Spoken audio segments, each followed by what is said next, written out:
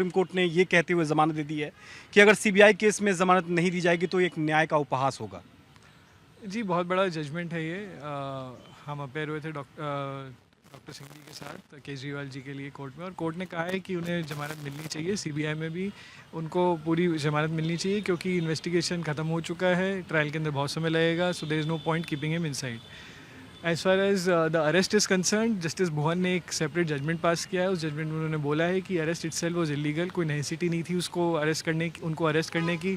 2 साल से आपका इन्वेस्टिगेशन चल रहा था, 2 साल में आपने इन्वेस्टिगेट नहीं किया, तो ऐसा क्या आन पड़ा था कि आपको इमीडिएटली अरेस्ट करना पड़ा। And he had said, he is indicated कि क्योंकि उन्हें पीएमएलए ईडी के अंदर बेल मिल गई थी, इसीलिए आपने जल्दी से एक्ट किया और उनको अरेस्ट करा। और इसीलिए भुवन साहब ने ये भी कहा, जस्टिस भुवन ने हैड सेड कि ये जो अरेस्ट है वो भी इलीगल है।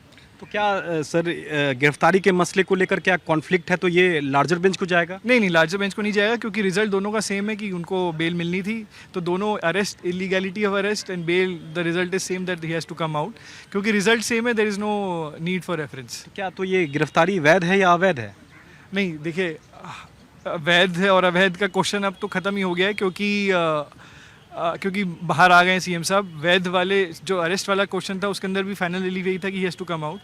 What has happened is that this judgment would be applicable to other people, to other citizens of the country, and if CBI were to use these powers illegally and illegally arrest somebody, people can use this judgment and say that this is illegal. तो कुल मिलाकर sir दोनों जजों के अपने opinion अलग थे, लेकिन जो कंक्लूजन आया था वो ये माना गया है कि लीगल है, अरेस्टिंग इज लीगल। एक जज ने कहा है इलीगल है, एक जज ने कहा है लीगल है, पर दोनों जज ने एग्री किया है कि he has to be granted bail. There were 2 petition, एक बेल का पिटीशन था, एक अरेस्ट का पिटीशन था। अरेस्ट के पिटीशन में डाइवर्जेंस है, पर बेल के पिटीशन के अंदर दोनों जज ने कहा ही शुड कम आउट।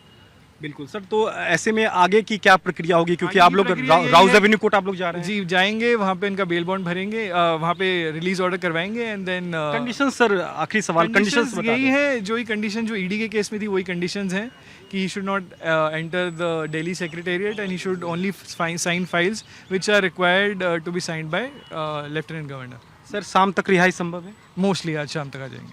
तो मोस्टली शाम तक रिहाई जो है वो संभव है। विवेक जैन थे जो कि दिल्ली सरकार की ओर से सुप्रीम कोर्ट में पेश हुए थे अभिषेक मनु सिंघवी के साथ। वो सीधे बता रहे थे कि इस पूरे केस में गिरफ्तारी को लेकर 2 जजों के बीच में कॉन्फ्लिक्ट था, लेकिन जमानत को लेकर दोनों का जो एक तरह से कंक्लूजन था वो एक था, लिहाजा सुप्रीम कोर्ट ने सीएम केजरीवाल को जमानत दे दी है। क्या